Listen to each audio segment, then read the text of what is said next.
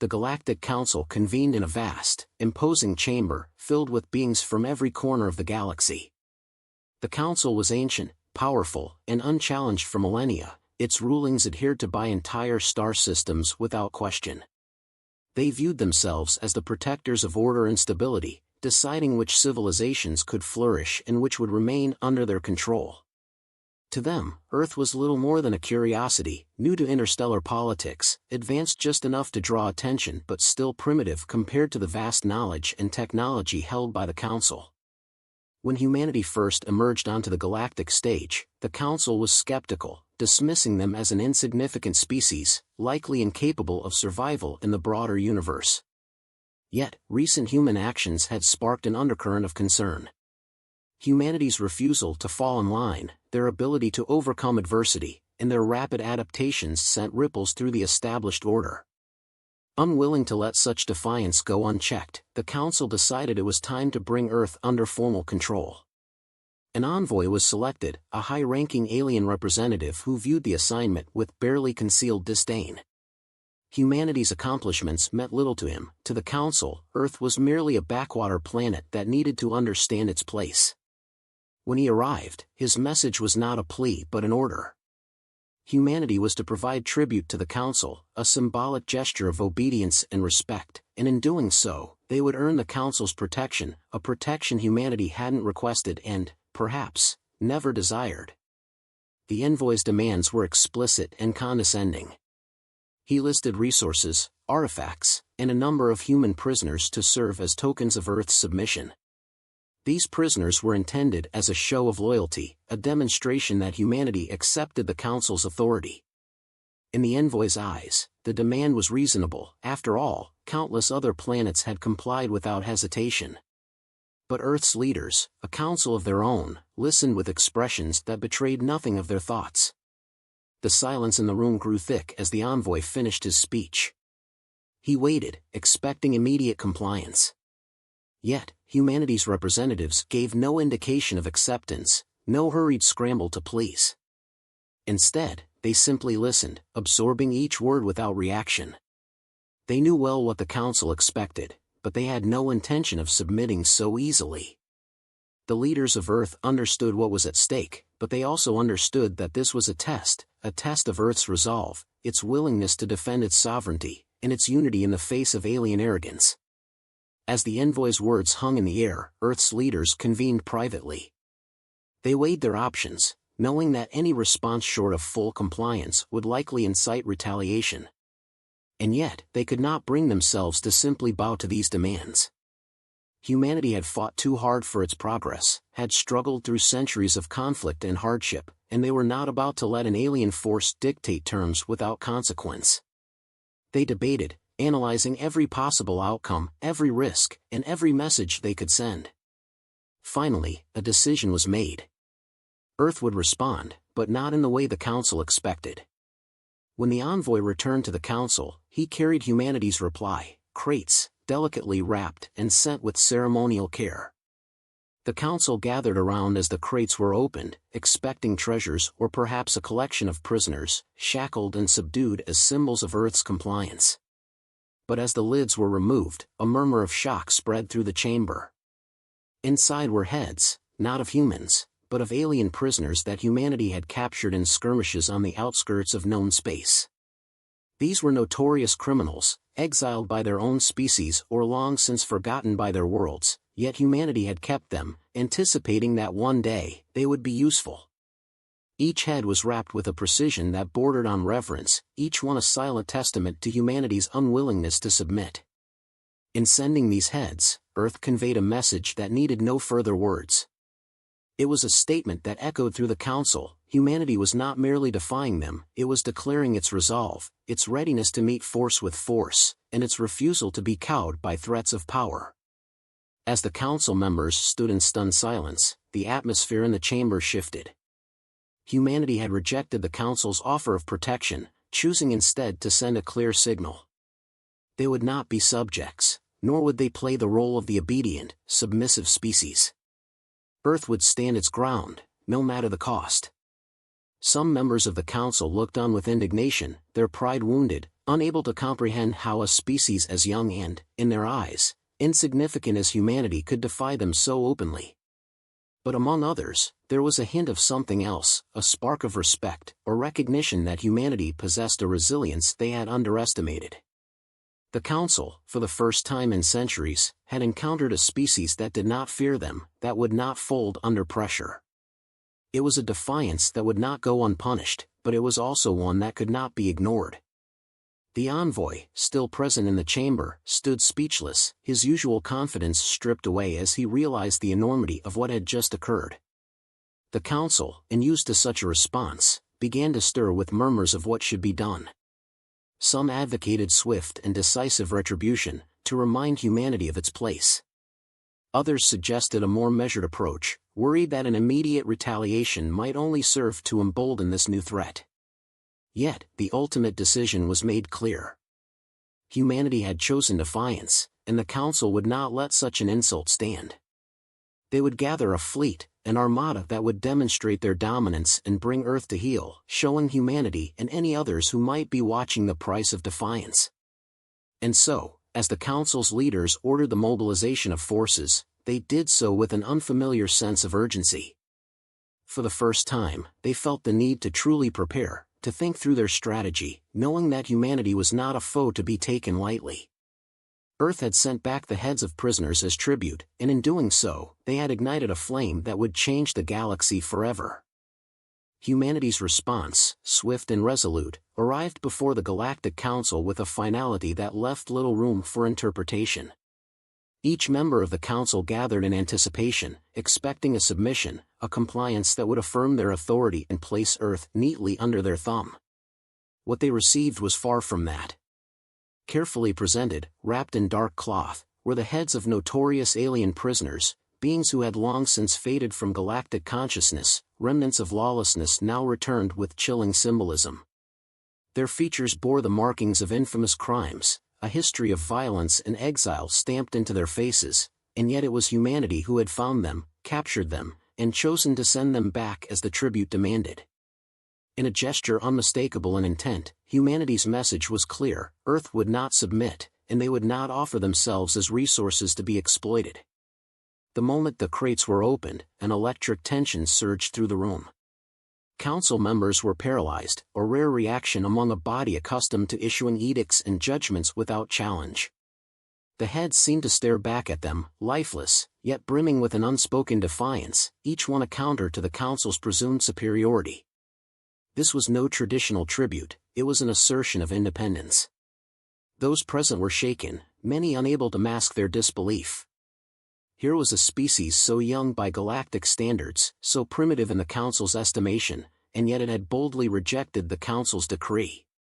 Whispers surged across the room, with factions quickly forming. On one side were those demanding immediate retaliation, swift justice to restore the Council's honor and re-establish the power they wielded over countless systems. On the other, members hesitated, sensing the implication of humanity's audacity and the possibility of something far more dangerous than mere disobedience. For many, it was an affront, a declaration that no demand of the Council could make Earth surrender. Humanity's response did not bow to the traditions of deference and obedience, rather, it sent a clear signal of a willingness to fight, to sacrifice, and to stand unyielding even against an overwhelming force. This realization was unsettling, shaking the Council's long-standing belief that they alone held ultimate authority. What Earth had sent back was a reminder that control, when wielded as a weapon, could spark resistance. Voices grew louder, an alien dialect blending with murmurs of disbelief and frustration, each species reacting from its own perspective. Some, who had seen worlds succumb under far less pressure, were bewildered. Others viewed humanity's gesture as a primitive reflex, a futile display that would be crushed under the Council's might. But the undercurrent of hesitation persisted. To act too swiftly might show the galaxy that the Council feared humanity, that they were threatened by a species that had no problem sending back the severed heads of their prisoners as a warning. Ultimately, however, the argument shifted. Humanity, as they saw it, had left the Council with no choice. The Council could not appear weak, every civilization in the galaxy looked to them as both ruler and protector, a balance of fear and respect they had carefully cultivated over eons. If they allowed Earth's defiance to pass without consequence, it would plant seeds of rebellion across the cosmos. Other worlds might be emboldened, inspired to shake off the Council's oversight. This, to them, was unacceptable. One member, particularly vocal, voiced the sentiment that if humanity wanted a show of power, they would have it. The heads had not deterred the Council but provoked them. Plans were whispered, strategies proposed, each alien voice weaving into a collective consensus. An armada would be dispatched, one unlike any other in recent history. The Council would send not only a show of force but a brutal reminder of the futility of opposing them. They intended for Earth to witness what became of those who challenged the galaxy's most powerful entity. As the discussion reached its climax, the Council members outlined their objectives. Earth was to be subdued, its people reminded that their fledgling civilization could not hope to stand against the combined might of the galaxy's most formidable fleets. But this response would be different from any other the Council had enacted. The humans' audacious return of the heads called for a special demonstration of power, an overwhelming, irrefutable display that would leave no question about who ruled. Humanity's reply had also sparked a quiet sense of admiration among a few members, though they dared not voice it openly. Some had a deep respect for the tenacity and defiance that humans had shown. They knew that this resilience, though inconvenient for the Council, held an allure for civilizations that had long since forgotten what it meant to resist. Yet, admiration was a dangerous sentiment here, and any hint of sympathy was quickly silenced. The Council was resolved, Earth's lesson would be final and uncompromising. The decision was formalized. The Council would make an example of Earth, sending the greatest fleet they could muster. Their emissary would deliver one last message, not an ultimatum but a warning of the inevitable. Earth's leaders would be told that they had chosen defiance and, in doing so, had sealed their fate. This was not negotiation, it was the imposition of order upon those who dared reject it. Within hours, the fleet was assembled, each vessel carrying weapons and technologies capable of devastation on a scale far beyond human comprehension. The Council moved with calculated resolve, confident that this time there would be no more theatrics, no more symbolism, only the cold finality of conquest. Their authority was absolute, and any threat to that order, however audacious, would be eradicated. The Council members, with a rare unified purpose, stood ready to witness what they believed would be the swift and total capitulation of humanity. The Galactic Council's fleet, an intimidating armada of warships from dozens of species, gathered with a singular purpose, to force humanity into submission. Each vessel, an emblem of its species' most advanced technology, represented centuries of warfare and conquest across the galaxy.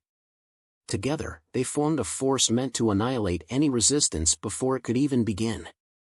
From the largest dreadnoughts to the sleekest fighters, every ship carried weapons designed for overwhelming firepower, precision strikes, and tactical dominance. The Council was prepared to show humanity that defiance carried a price that no civilization could afford. The fleet surged forward, traversing space with calculated speed, its captains and commanders under strict orders to bring Earth to heel. Pride and a sense of duty drove them. No world had ever truly opposed the Council and survived intact. They anticipated little resistance and no true challenge, only the swift execution of the Council's will. Yet, as they approached Earth, there was a growing unease within their ranks.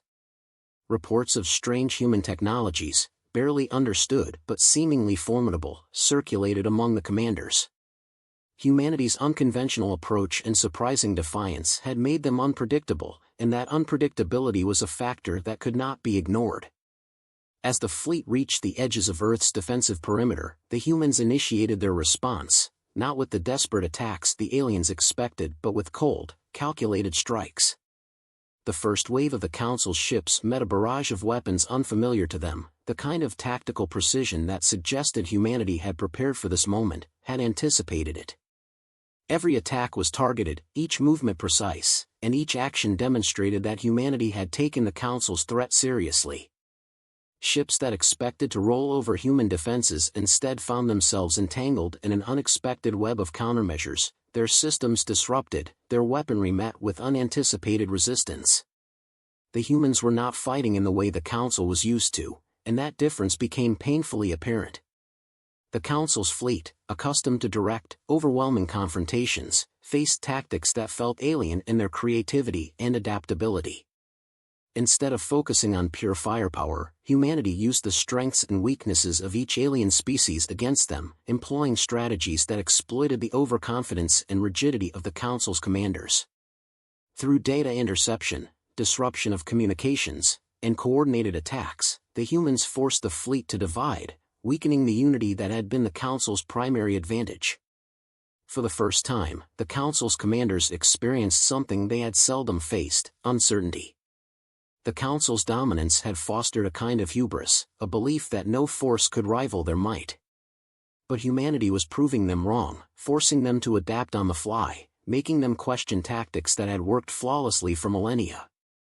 Humanity's resilience and resourcefulness, traits that the Council had dismissed as irrelevant, now stood in stark contrast to the rigid, calculated movements of the fleet. The Council had prepared for an easy victory, yet they were met with resistance that was not only unyielding but strategically brilliant. The further the fleet pushed, the more severe the losses became. Council ships, designed for raw power, struggled against the layered defenses and cunning maneuvers of their adversaries. The humans fought with precision, targeting weak points, exploiting gaps in the fleet's formations, and using every inch of space to their advantage.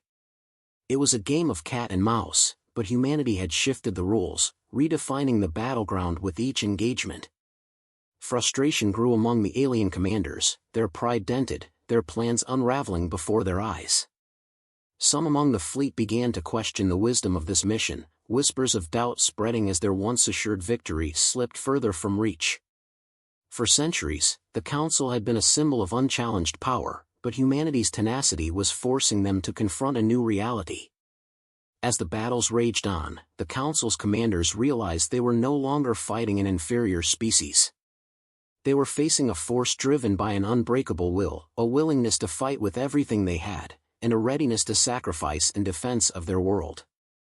Every strategy the Council deployed met with a counter. Humanity's leaders had anticipated the tactics, adjusted for the power disparity, and weaponized their ingenuity. The Council had come expecting surrender, but what they found was a resistance crafted from determination, intelligence, and a refusal to bow. Humanity used every tool at its disposal, making even the most advanced Council ships feel vulnerable. The Council's pride, their belief in their own superiority, was not enough to secure victory. The fleet, once confident in its supremacy, now found itself in a fight that challenged not only their tactics but their very assumptions about warfare. Humanity's defiance, relentless and unyielding, turned each battle into a struggle that strained the limits of the Council's fleet. Humanity had become a mirror, reflecting back at the Council all the arrogance and complacency they had accumulated over centuries of dominance. It became clear that if the Council could not adapt, they would face defeat, a fate they had thought impossible. Slowly, reluctantly, the fleet began to realize they were not equipped to handle a species that would not be intimidated, that could not be cowed. Humanity was willing to bear any cost, make any sacrifice, to protect their world. The Council's commanders, long accustomed to seeing worlds fall at their feet, faced a stark truth: humanity's resolve was a force they had underestimated. And in that moment, as the Council's fleet lay battered and bruised, they realized the full weight of their miscalculation. This was not just a battle for Earth, it was a battle for the Council's legacy, for their hold over the galaxy. And humanity, with their relentless resistance, had proven that even the greatest powers could falter. The Council's fleet, now caught in the fierce reality of humanity's resistance, found itself not only struggling against unexpected tactics but also wrestling with an unraveling sense of control. The battle was no longer a show of dominance, it had transformed into a struggle for survival against an enemy they had dismissed as inferior. The initial confidence, rooted in millennia of unchallenged rule, was replaced by desperation as they grappled with the complexity of humanity's defense. Every attempt to regain control met with precise countermeasures. Humanity exploited every weakness, transforming the vastness of space into an advantage. Their tactics were relentless, each move calculated to disrupt the Council's forces, exploiting the bureaucratic rigidity and hierarchical structures ingrained in their opponents. The fleet's commanders, accustomed to operating with exacting coordination, now faced the chaos of decentralized warfare, where humans seemed to strike from everywhere and nowhere at once.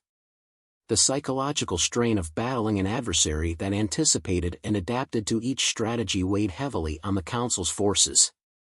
Humanity's methods were ruthless in their efficiency, their resourcefulness surpassing anything the Council had encountered. Strategies that had served the Council's fleet for centuries became liabilities as humans turned each one against them, using guerrilla-like tactics that left alien commanders scrambling to regroup. Communications within the fleet broke down, each captain uncertain whether their orders reflected a viable strategy or a trap laid by their human adversaries.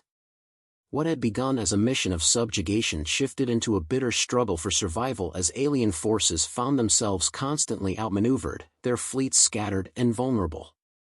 For some Council members, the reality of humanity's resistance began to inspire doubt. What they had dismissed as a young, undeveloped species was revealing the qualities of a formidable adversary, one with the cunning, adaptability, and unwavering commitment to match any veteran force. These realizations spread uneasily among the Council's high ranks, yet pride forbade any consideration of retreat. The Council had built its reputation on the promise of invincibility, and to retreat now would be to admit a vulnerability that could undermine their authority across the galaxy.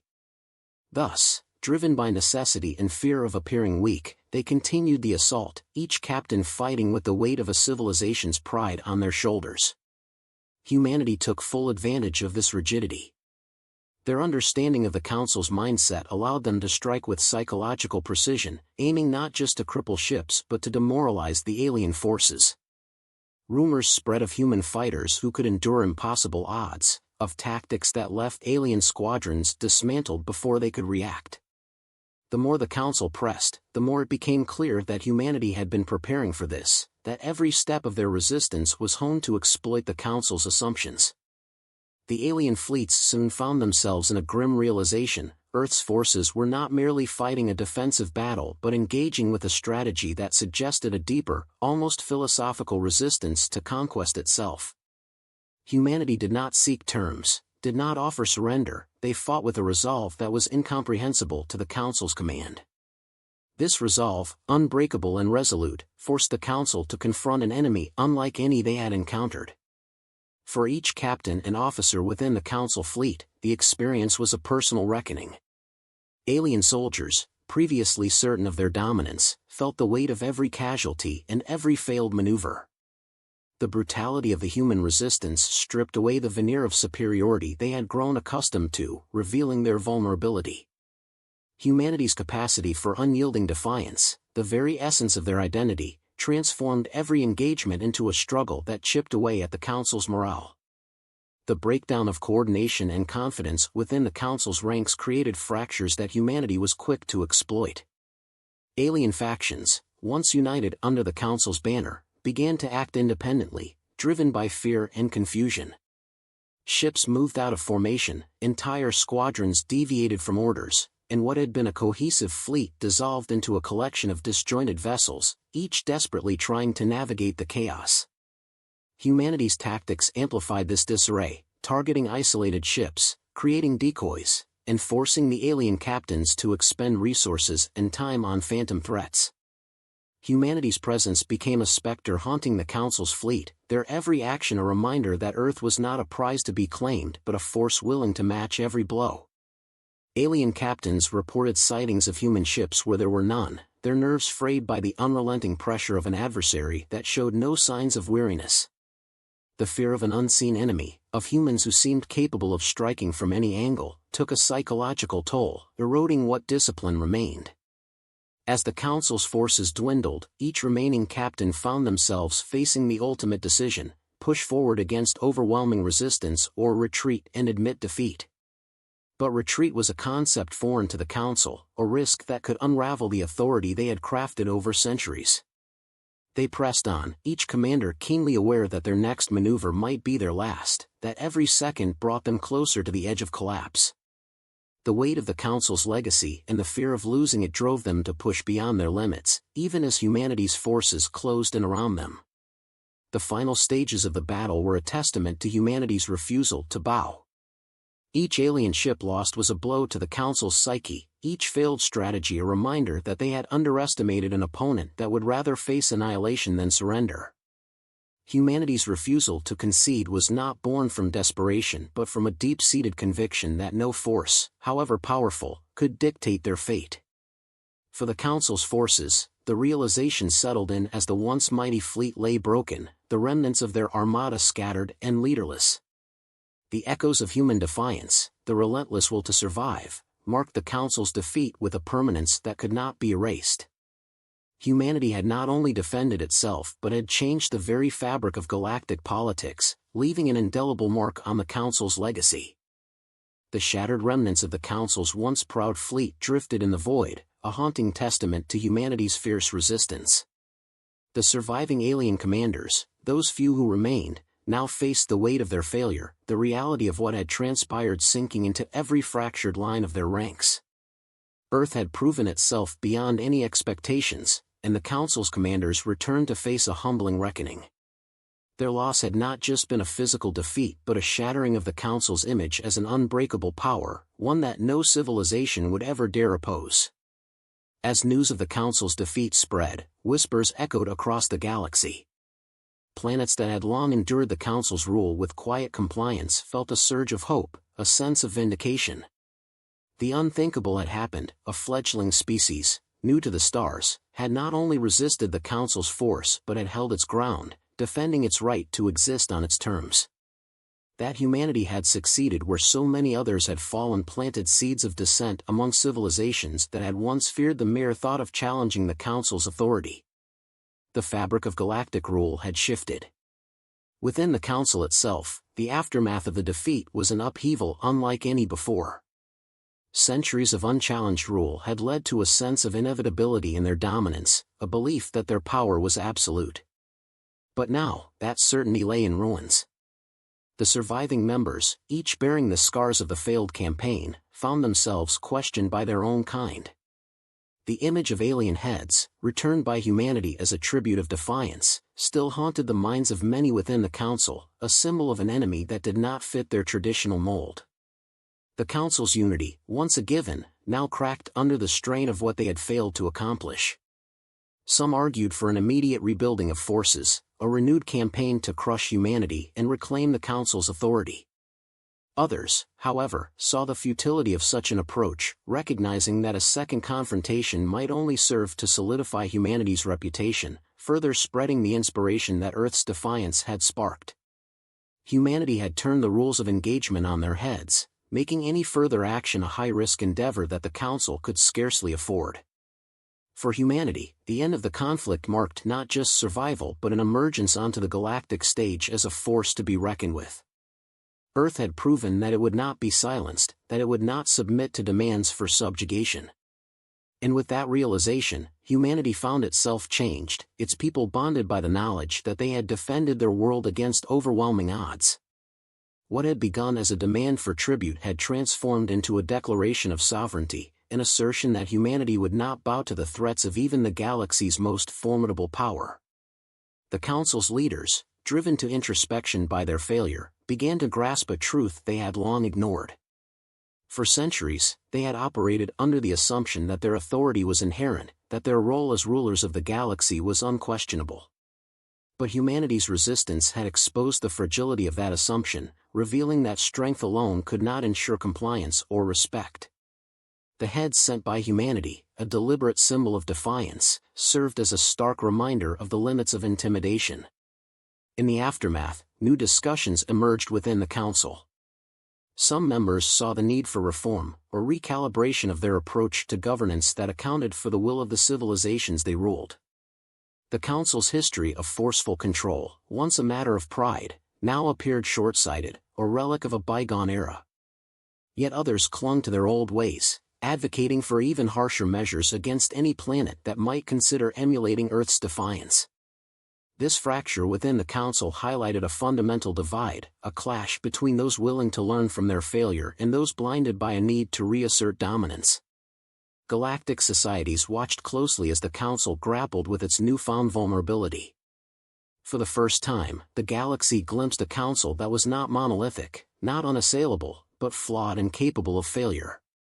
And as this perception spread, so did a subtle shift in the balance of power. Worlds that had once feared the council now entertained the possibility of alliances, of finding strength in unity rather than submission. Humanity's stand had not only secured its own place but had opened doors for countless others who sought to live without the constant shadow of council oversight. Back on Earth, the victory brought both relief and a new sense of responsibility. Humanity had defended itself, yes, but they were now aware of their influence on the galaxy, of the example they had set.